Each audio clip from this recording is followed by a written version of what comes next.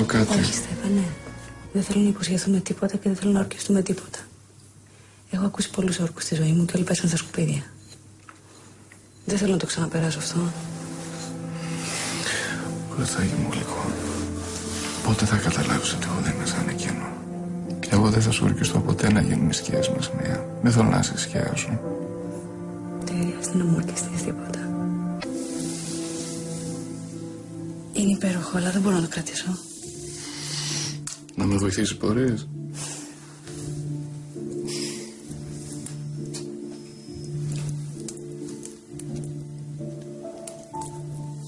Θέλω να το κρατήσεις.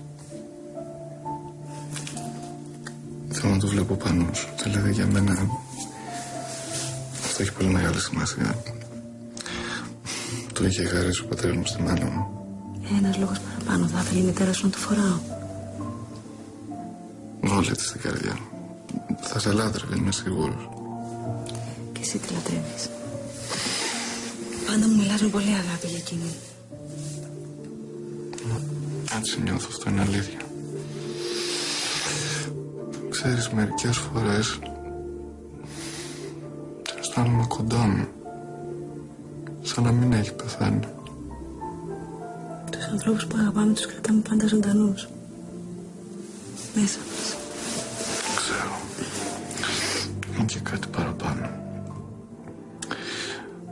Δηλαδή, ξέρεις, σκέφτομαι ότι αν βρεθεί καμιά καλή νεράιδα, σαν και εσένα, την αγγίξη μπορεί να αναστηθεί.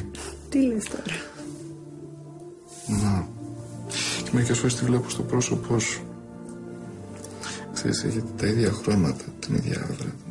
Και το ίδιο κολλιά τώρα. Σου πάει πάρα πολύ. Σε ευχαριστώ.